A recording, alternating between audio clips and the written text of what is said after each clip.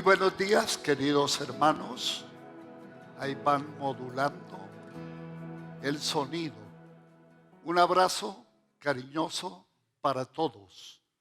Me he dado la pela de predicar estos 3 domingos de seguido porque es el mes de la Biblia. Y comenzaré una serie. Bájele un poquito. Comenzaré la serie hoy, la Biblia y la sana doctrina. Dentro de 8 días, la Biblia y el culto.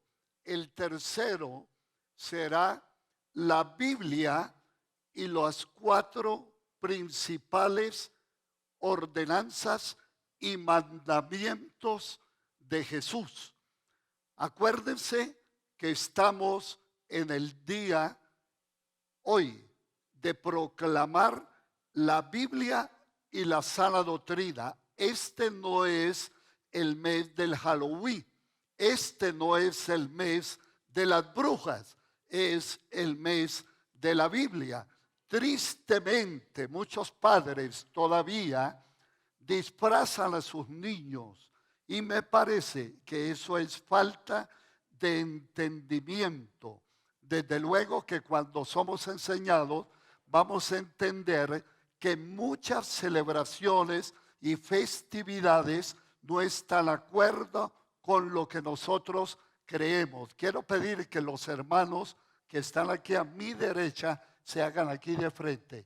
Eso me ayuda a tener comunicación con ustedes y no mirar aquí a mi derecha. Es más, los que están en la parte de atrás, háganse aquí.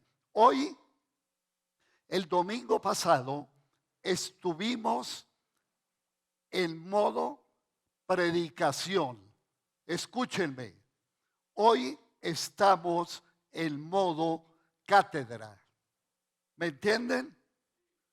Hoy no va a ser una proclamación como la del domingo pasado, que más bien fue una predicación sobre la segunda venida de Cristo. Hoy es en forma cátedra y por eso les pido atención, no se distraigan, porque les voy a dar en la introducción una aclaración de muchas cosas que las mencionamos, pero no las entendemos.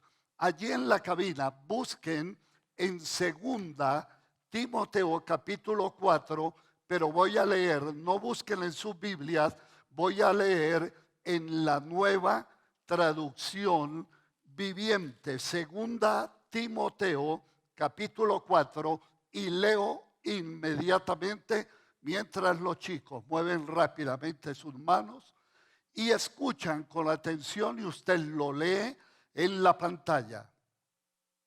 Dice Pablo a Timoteo y a nosotros, en presencia de Dios y de Cristo Jesús, quien un día juzgará a los vivos y a los muertos cuando venga para establecer su reino. Te pido encarecidamente, predica la palabra de Dios. Mantente preparado. Sea o no el tiempo oportuno, corrige, reprende, anima a tu gente con paciencia y buena enseñanza. Llegará el tiempo en que la gente no escuchará más la sólida y sana enseñanza. Seguirán sus propios deseos y buscarán maestros que les digan lo que sus oídos se mueren por oír. Rechazarán la verdad e irán tras los mitos o las fábulas, como dice la Reina Valera. Pero tú debes mantener la mente clara en toda situación. No tengas miedo de sufrir por el Señor. Ocupa en decirles a todos la buena noticia y lleva a cabo todo el ministerio que Dios te dio. Amén. Señor, ayúdanos, danos claridad de entendimiento y corazón dispuesto. En el nombre de Jesús. Quiero comenzar dando algunas aclaraciones. En primer lugar, dice que debemos predicar a Cristo y enseñar la sana doctrina, porque vendrá un tiempo cuando la gente, como dice esta versión, querrán escuchar aquello que a ellos les gusta, lo que les satisface. Pero Pablo le dice a Timoteo, tú predica la palabra, anúnciales la sana doctrina. ¿Qué significa sana doctrina?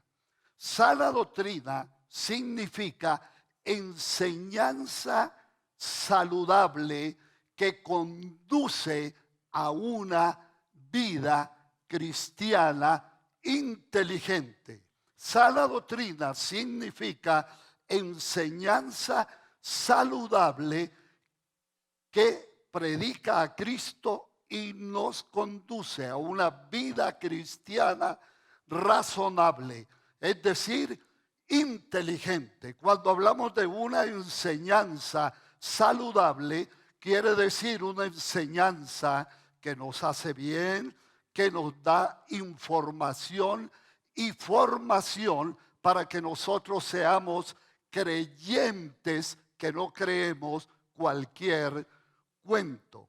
Ahora bien, cuando hablamos de doctrina, normalmente confundimos la palabra doctrina con adoctrinamiento. Doctrina sencillamente significa enseñanza o un proceso educativo. Pero adoctrinamiento, escúchenme lo que significa. Adoctrinamiento es enseñar a alguien una doctrina donde el alumno no cuestiona y se le prohíbe hacer preguntas. La doctrina educa y enseña. El adoctrinamiento impone. Mire, mis hermanos, hay muchas personas que cuando hablan de doctrina no están exponiendo con claridad las verdades del Evangelio, sino como dijo Jesús a los fariseos, ustedes enseñan según sus tradiciones doctrinas de hombres. Y lo más triste era que a esas personas les enseñaban, córrame un poquito aquí esto. Gracias, mi capitán. Mire, qué importante es eso. Y ellos creían que eran los únicos dueños de la verdad. Y Jesucristo les dijo que ellos eran ciegos y guías de ciegos. Es muy importante entender que no solamente hay adoctrinamiento religioso, sino que hay adoctrinamiento político. En el adoctrinamiento religioso, normalmente las personas dicen, mi iglesia, mi doctrina, mi religión es la verdadera. Y como tal, todo aquel que no piensa como ellos, lo catalogan como los musulmanes, como los infieles, como aquellas personas que no tienen la verdad. Y eso precisamente ocurrió con los judíos que rechazaron a nuestro Señor Jesucristo. Y hay varias corrientes de religiones, de sectas, y muchas veces los creyentes que asisten a las iglesias se conforman con cantar. Por eso yo les dije hoy, me cantan 4 canciones porque quiero tener tiempo para explicarles a las personas. El adoctrinamiento en el sistema político, dicen, si no perteneces a mi partido. Y por ejemplo, cuando surgió desde Marx el movimiento comunista y socialista, se le enseñó a la gente que era la única verdad. Y murieron miles y miles a causa de contradecir lo que el Estado Estado promulgaba. Y en ese famoso levantamiento de la juventud en la plaza de Tiananmen en China, que estaban reclamando libertad y derechos, los tanques de ese gran imperio marcharon hacia aquella plaza de Tiananmen y no se sabe cuántos miles y miles murieron porque los canales de televisión como también de la radio fueron silenciados y no salió ninguna noticia hacia el mundo libre. Pero no solamente eso ocurrió en ese sentido, sino que también en España, bajo el gobierno, ¿cómo fue? De Francisco Franco. Gracias, Luisito. Tengo un historiador ahí que me acuerda. De Francisco Franco fue un movimiento dictatorial de derecha que no solamente defendía los principios de un imperio como fue España, sino que su inclinación hacia una extrema derecha produjo también miles y miles de muertos. Cuando hablo de política, quiero decir que tanto derecha como izquierda también han incurrido en ese adoctrinamiento donde los jóvenes, sin tener un conocimiento claro, no solamente del ser humano, que Dios lo creó libre, meten una teoría política y la gente sigue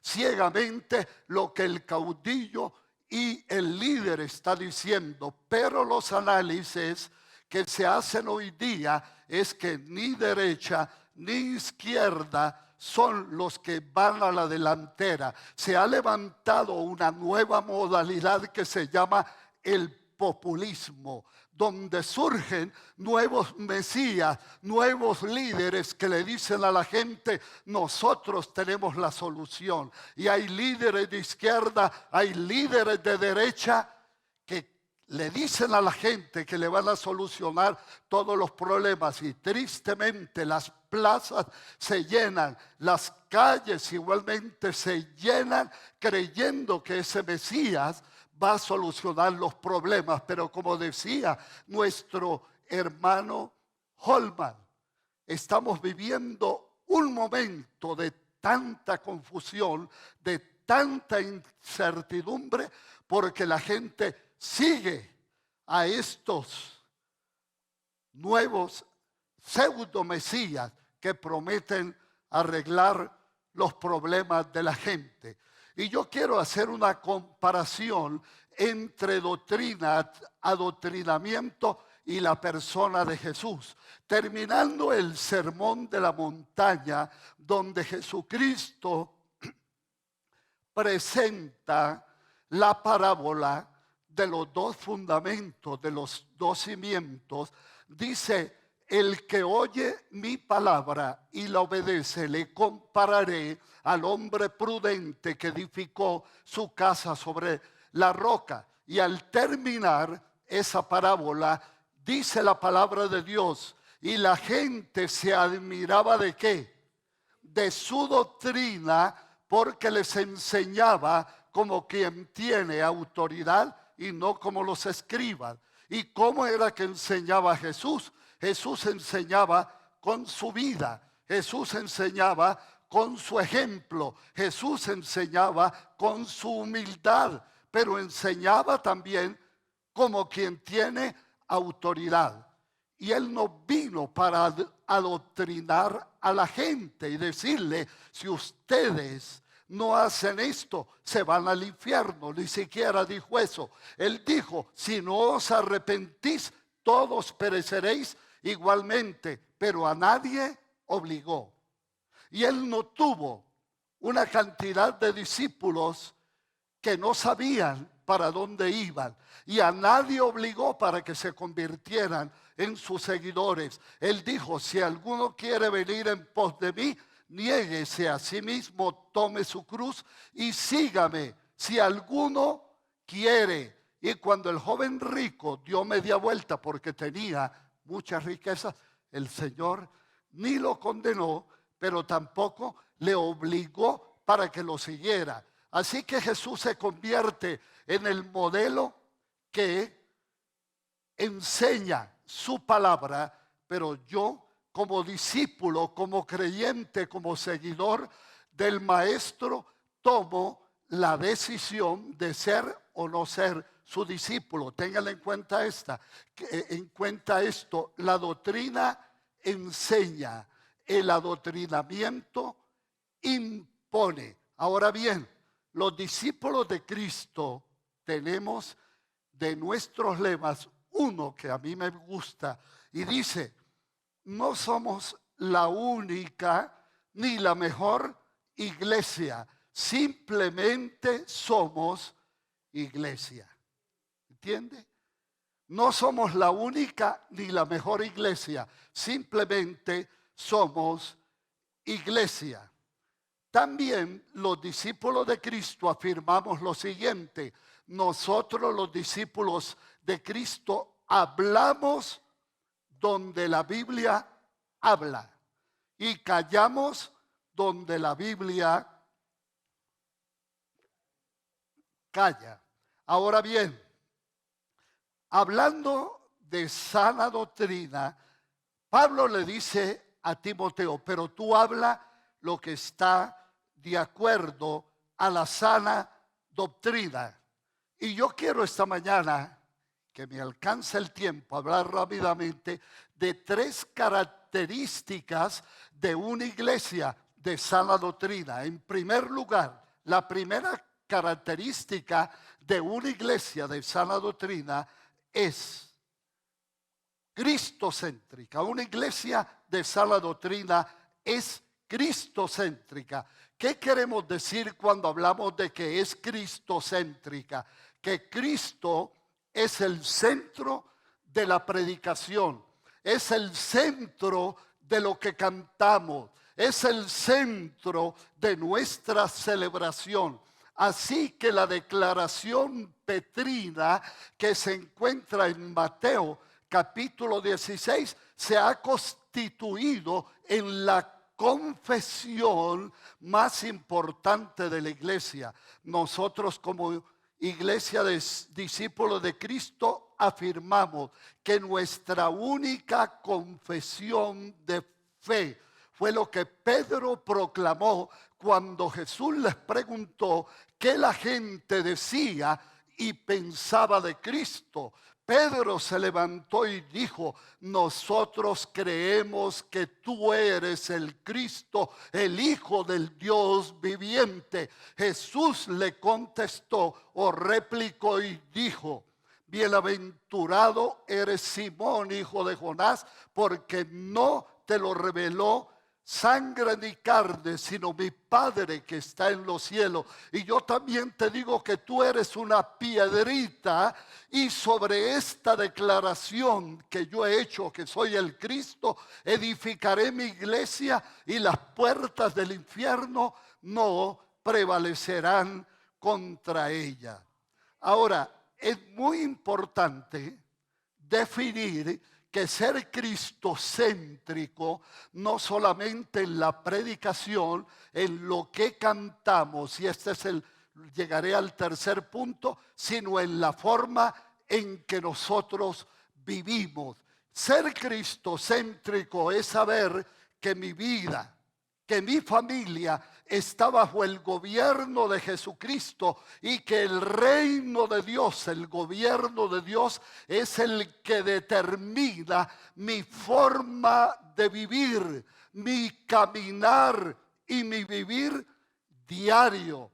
De tal forma que cuando Cristo es el centro de mi vida, regula también mi comportamiento, mi conducta, la forma en que yo trato también a las demás personas. Pero cuando hablo de que la iglesia es cristocéntrica, nadie se equivoque.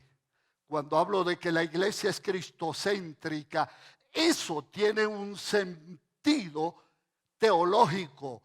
Cuando afirmamos que es cristocéntrica, estamos diciendo que la iglesia es trinitaria, Padre, Hijo y Espíritu Santo, porque el proyecto de la salvación y de la iglesia fue el proyecto del Padre, cumplido por Jesús, y el Espíritu Santo en este tiempo sostiene, ilumina, santifica y guía a la iglesia y la conduce a toda verdad.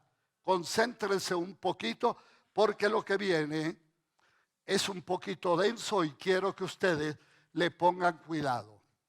Los primeros 300 años de la iglesia, cuando Cristo murió en la cruz, aproximadamente en los años 33, 34 de nuestra era cristiana, y que Él muere en la cruz, Él predice que el templo va a ser destruido, que no quedará piedra sobre piedra que no sea destruida. El general Tito en el año 70 entró con las huestes romanas y destruyó el templo. Tanto los judíos sufrieron, pero los cristianos fueron echados de Jerusalén, allí donde habían recibido la bendición, el fuego y la llenura del Espíritu Santo, y comenzaron a predicar el Evangelio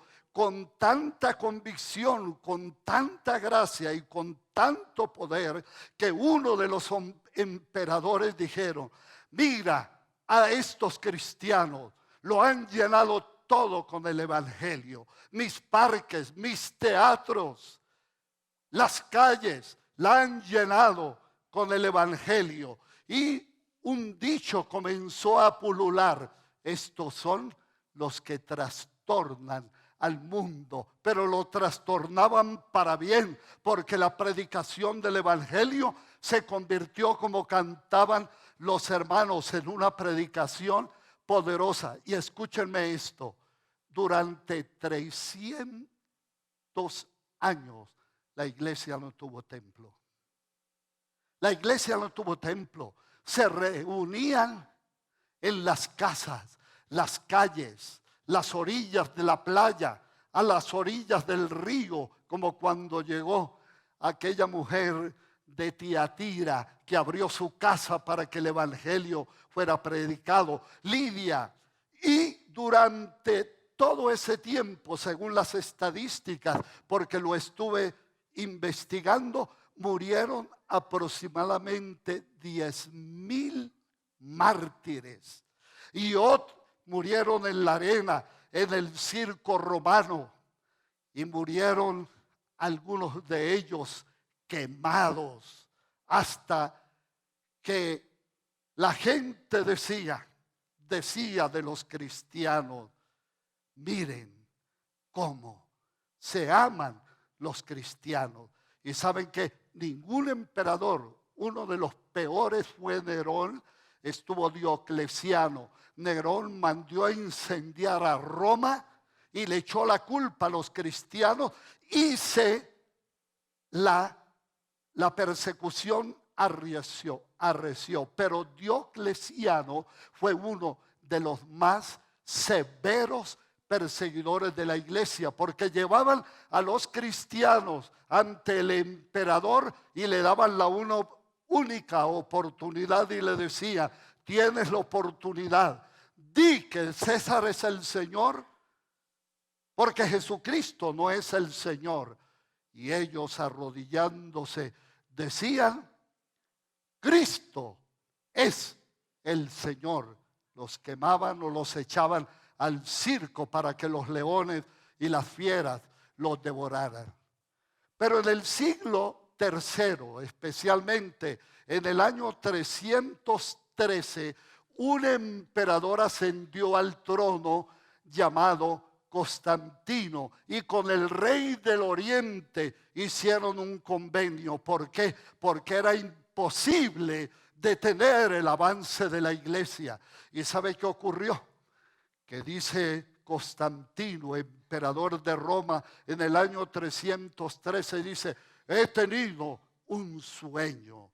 Mientras soñaba, vi una cruz, que algunos historiadores dicen que esa fue una estrategia política.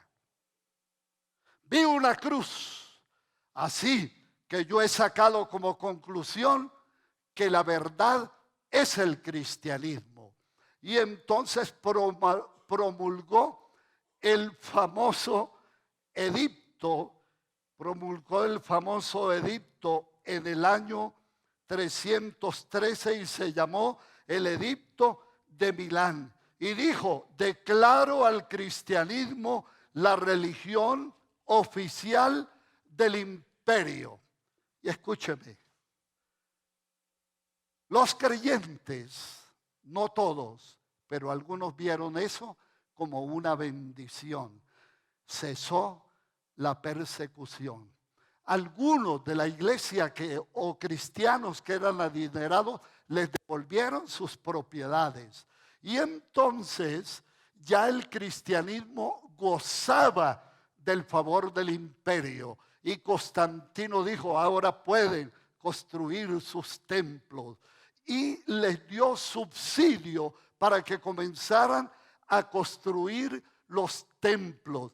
Y dijeron: y como muchos de los cristianos no tienen cómo sostener a sus pastores, a sus obispos, el imperio les dará una partida. Y sabe que eso se convirtió en el comienzo de la corrupción de la iglesia, porque los pastores y los obispos eran pagos por la iglesia.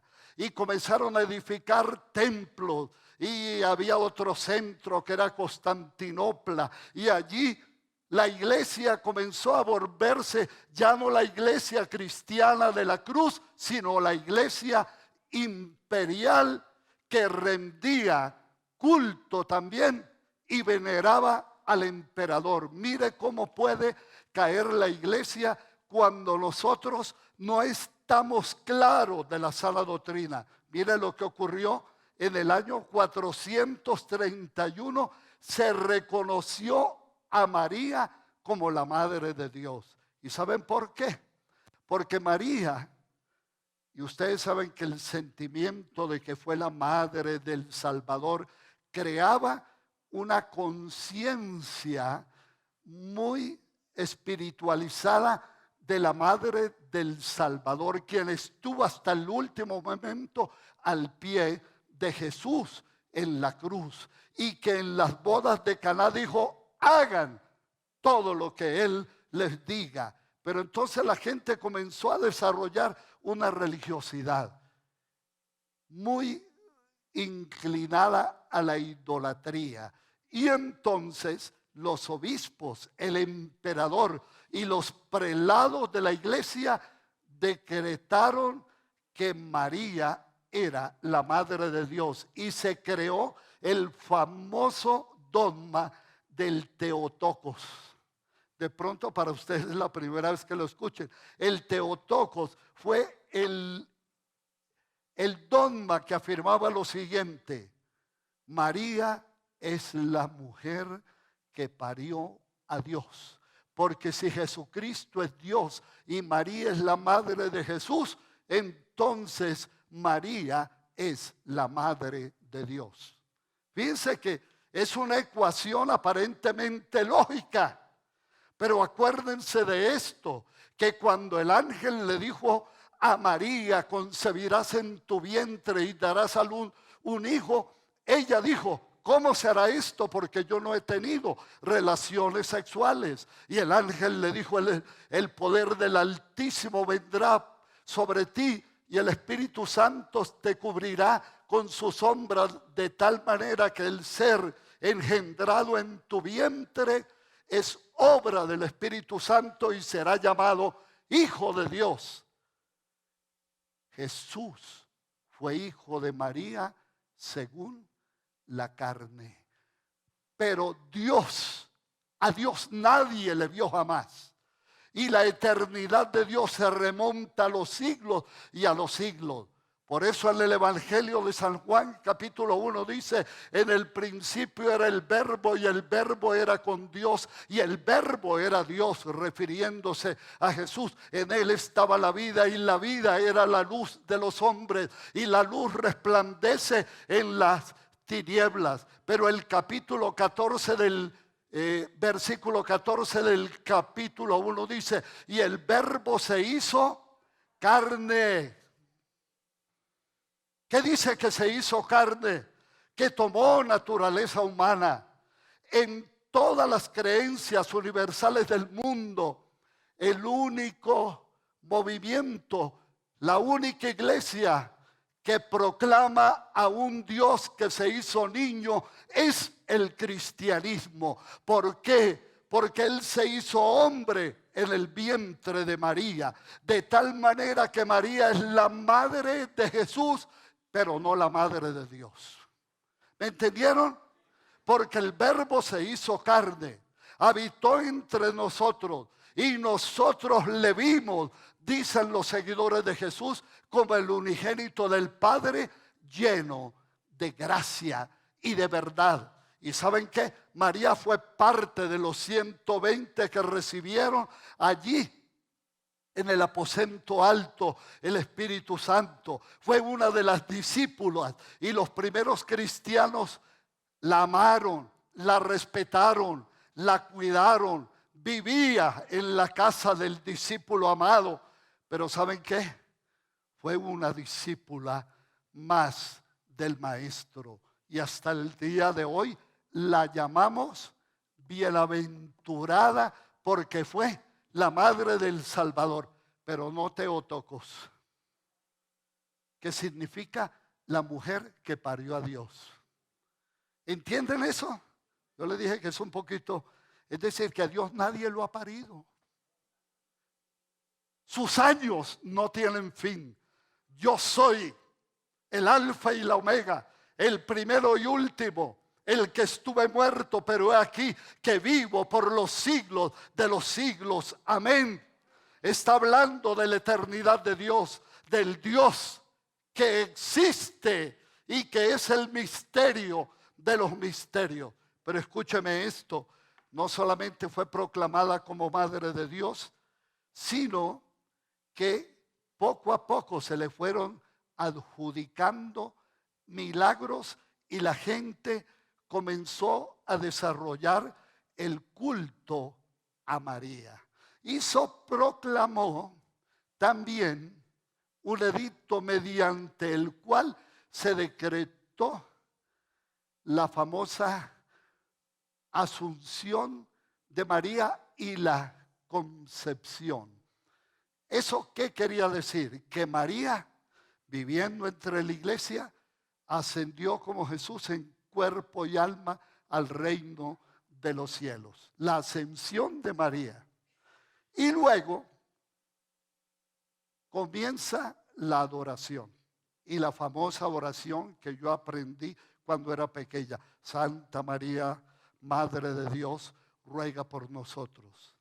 Entonces, ese culto se convirtió en el centro de las parroquias. Juntamente con eso comenzó la iconografía y luego la idolatría. ¿Qué era la iconografía? Que comenzaron a hacer estatuas, pero también imágenes de los santos, de Pablo, de Pedro, de Santiago, de María, hasta el punto que la gente comenzó a adorarlos, y se comenzó a meter dentro de la iglesia la adoración de María y de los santos.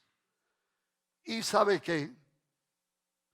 En el año de 1870, cuando, fíjese que eso es cerquita, en el año de 1870, siendo Pío IX, y la iglesia había crecido en todos los territorios, especialmente en España, en Francia y en tantos otros lugares, y luego con la conquista de América en nuestros países donde la religión se impuso con la cruz y con la espada. Y nuestros indígenas eran obligados a creer y a bautizarse en la nueva religión que había llegado a América. Pero Pío IX, en el año de 1870, decretó la infalibilidad papal. ¿Qué quería decir eso? Que quien gobernaba Roma y también el imperio era infalible y no se podía equivocar. La Biblia dice: sea Dios veraz y todo hombre mentiroso.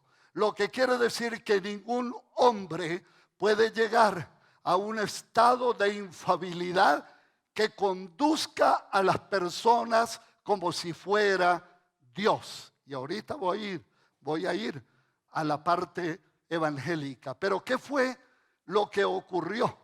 Que la iglesia para esa época ya era una iglesia idólatra, era una iglesia supersticiosa, una iglesia sincretista. Sincretista significa que había colocado dentro de la doctrina tradiciones paganas, como por ejemplo lo que ocurre en Semana Santa, que se llama ¿cómo? Sí, la flagelación. En San Jacinto y una cantidad de lugares, la gente piensa en el sacrificio de Cristo y se latiga porque piensan que latigándose vendrá la gracia y el perdón de los pecados. Pero ¿saben qué? Había un monje agustino que se había convertido al Señor, católico, apostólico y romano. ¿Y sabe qué hizo ese hombre alemán llamado Martín Lutero? Tenía una culpa por su pecado, porque ni siquiera los rezos, las penitencias, porque hacía largos días de ayuno, le traían tranquilidad a su alma. Y una noche, leyendo la Biblia en el lenguaje que tenía a su mano, leyó Romanos 1:16.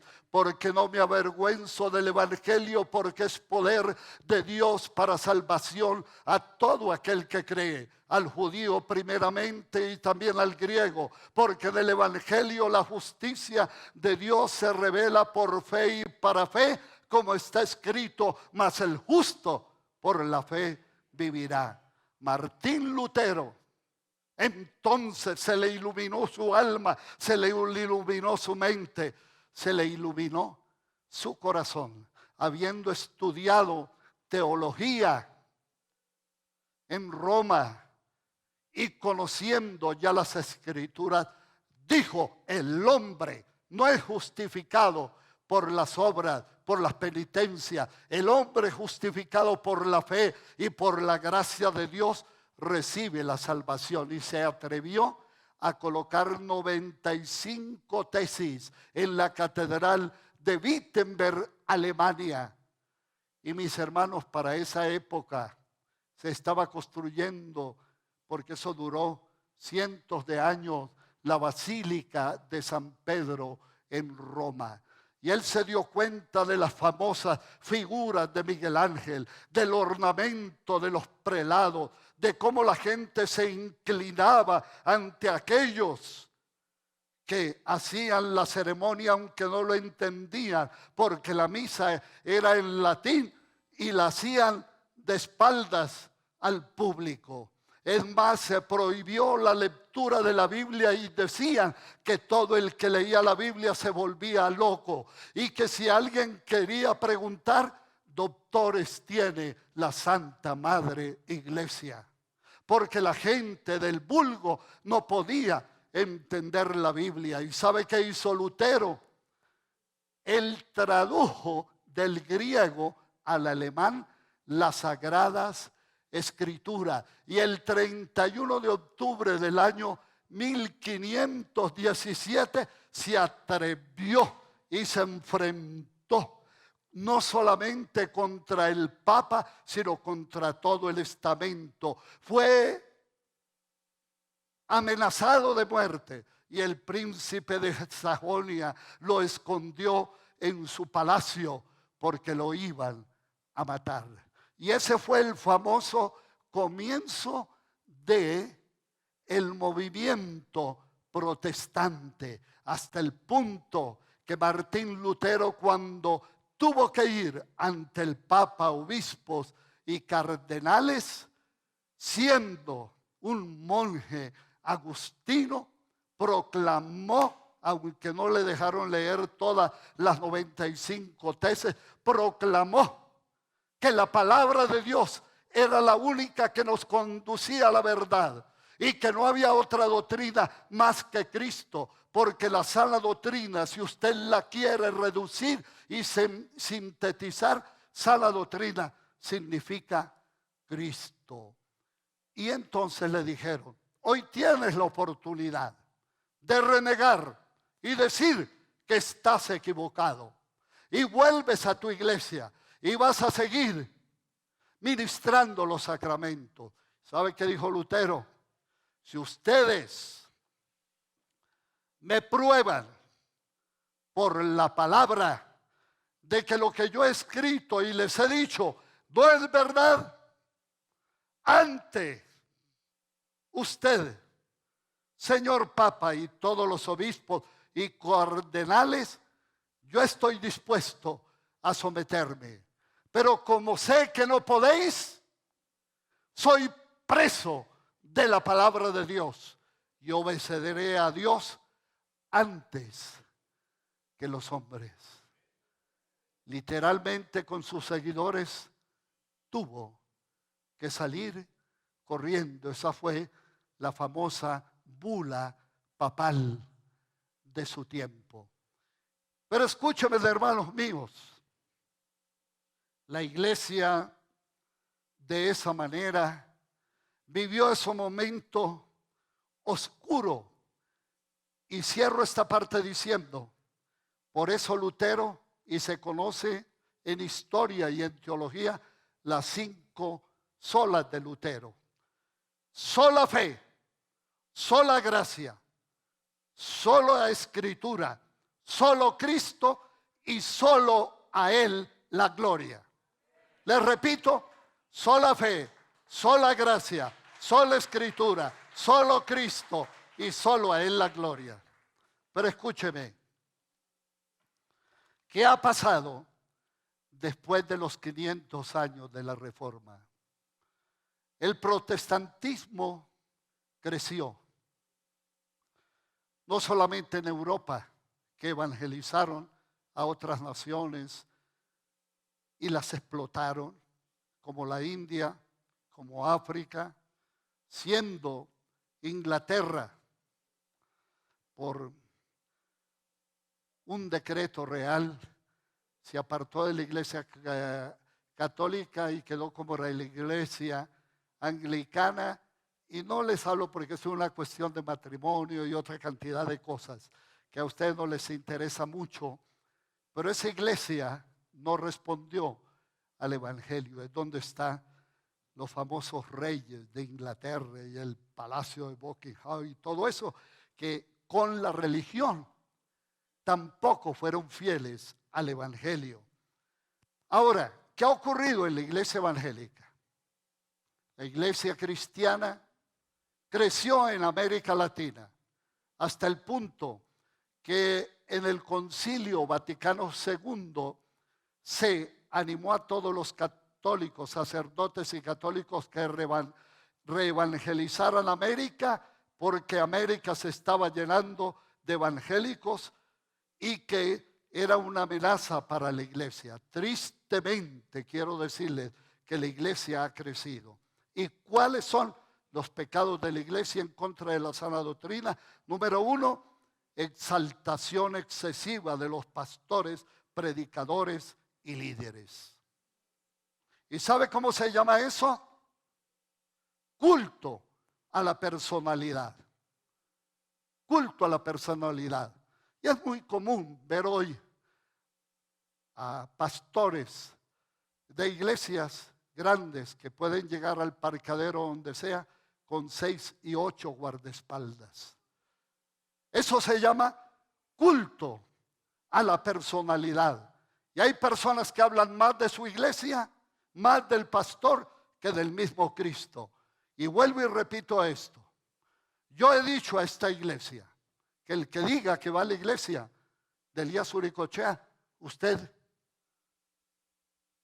es un blasfemo. Porque esta iglesia no es de Elías Uricochea ni de ninguno de los pastores, es la iglesia de Cristo. Y nosotros solamente somos servidores y proclamamos a Jesús como el Señor. En segundo lugar, hoy y el próximo domingo voy a hablar de la Biblia y el culto. Hoy hay idolatría en la iglesia evangélica, no solamente por sus pastores, porque hubo toda una pasarela de apóstoles, profetas, patriarcas, y ¿sabe cómo los llaman? Querubines. ¿Sabe por qué? Una vez a mí me llamaron a un movimiento apostólico que había aquí en Bogotá. Pastor Elías, usted es una persona reconocida aquí por su testimonio y porque ha sido fundador de iglesias. Y hemos llegado a la conclusión de que una iglesia que tenga más de 500 miembros lo podemos ungir como apóstol. Y un amigo mío, fui porque lo quería mucho, lo quiero todavía, aunque no me he vuelto a ver con él. Fui a su ungimiento como apóstol. Y yo le pregunté a alguien, ¿y qué significa que no? No, que va a tener más poder, que va a tener... Yo dije, yo tengo el poder de Cristo y la misma gracia de Jesús. Así que yo les dije, yo creo que el último apóstol fue el apóstol Pablo. Y Jesucristo dijo que la ley y los profetas fueron hasta Juan.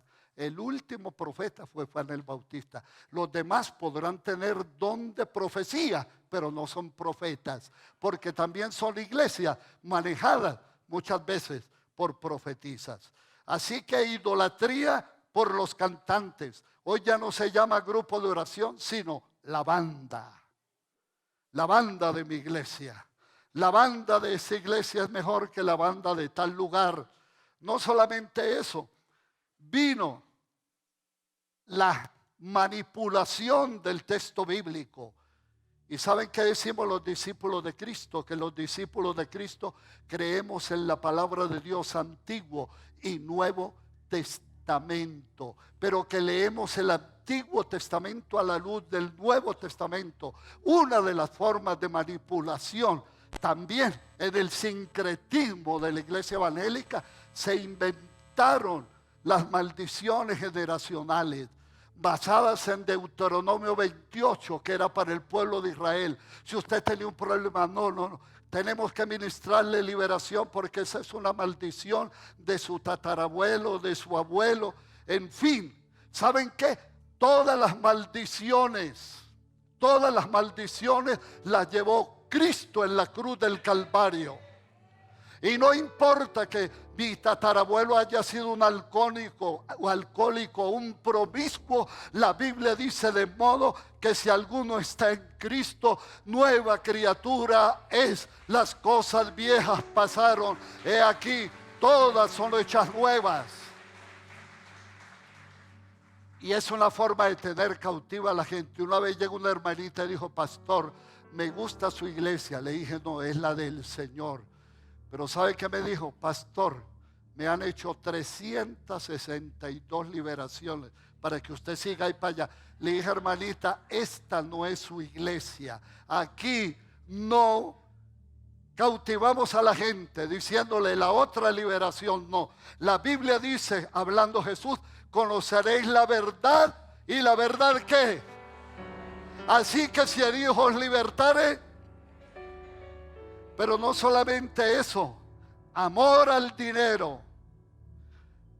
Y salieron libros que decían cómo ser un hijo del rey.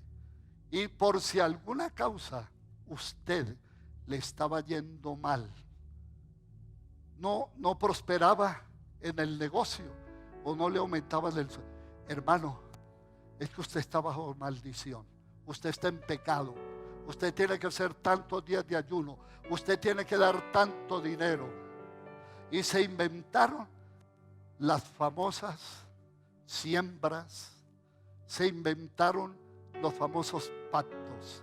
Imagínense, había gente que se endeudaba porque hacía un pacto, porque hacía una siembra.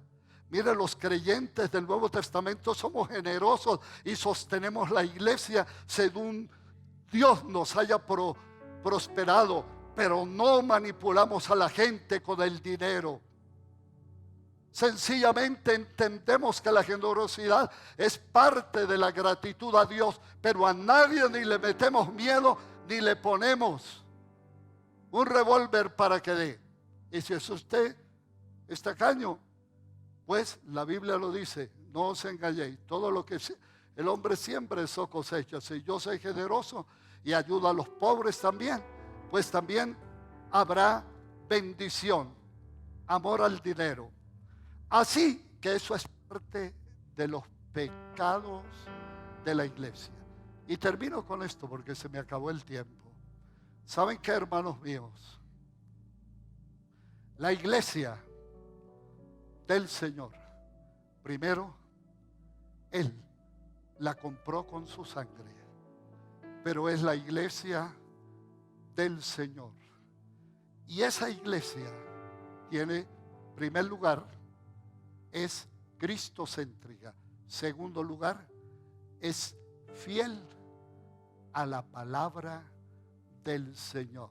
Por eso aquí predicaremos la palabra. Y ustedes notarán que hay algunos movimientos. Por ejemplo, alguien dijo y escribió un libro que dice: sueña y conquistarás el mundo. Y dice que esa persona viajó a determinado país, ojalá no lo identifique, a determinado país, y allí el Señor le reveló una clave que no es otra cosa que un multinivel. Bueno, lo van a descubrir. Entonces, Luisito, tú eres salvo, ven por aquí y vas a ser uno de mis 12. Pero tienes que conseguirse otros 12. Y luego, si sigues creciendo, vas a ser de una red de 144. ¿Saben qué, hermanos míos? Eso es un método, es un multinivel. Y yo no le puedo adjudicar que Dios me reveló eso. Jesús nos enseñó a vivir y luego a predicar. Y el tercer punto, páseme la Biblia, Ivancito, termino con una lectura. El tercer punto es: yo puedo conocer la verdad, yo puedo tener la doctrina correcta que es Cristo, no ninguna iglesia, pero yo tengo que vivir de acuerdo a lo que creo. Hay mucha gente, se le quedaron las gafas, Ivancito, hay mucha gente que tiene una doctrina cristocéntrica, que son fieles a la palabra de Dios, pero no viven lo que está escrito.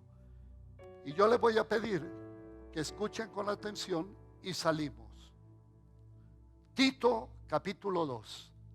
La voy a leer en esta versión. Porque Tito llegó a Creta. Creta era una isla donde la gente practicaba la hechicería, eran glotones, eran borrachos y era gente de muy mal genio. Y la escritura dice que tenían un apodo. ¿Cómo era que les decían?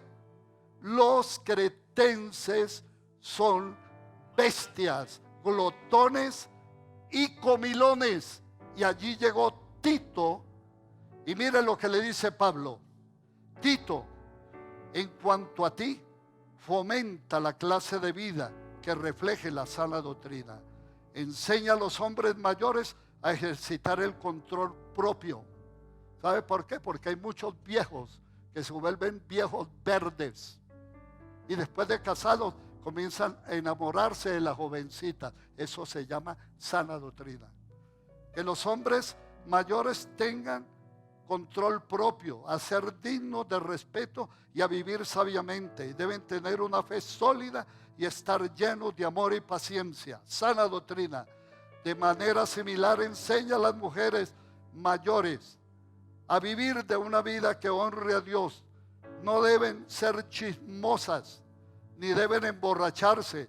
En cambio, deben enseñarle a otros lo que es bueno. Esas mujeres mayores tienen que instruir a las más jóvenes, amar a sus esposos y a sus hijos, enseñarles que la pornografía y todas esas cosas del mundo no conviene, y que el novio no se quede en la casa, porque hoy eso está de moda.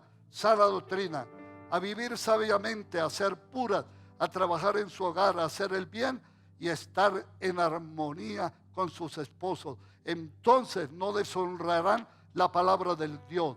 Del mismo modo, anima a los hombres jóvenes a vivir sabiamente.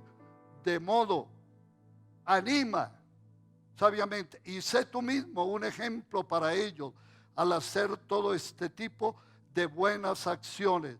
Que todo lo que hagas refleje la verdad, para que no puedan criticar tu enseñanza. Entonces los que se oponen quedarán avergonzados y no tendrán nada que decir.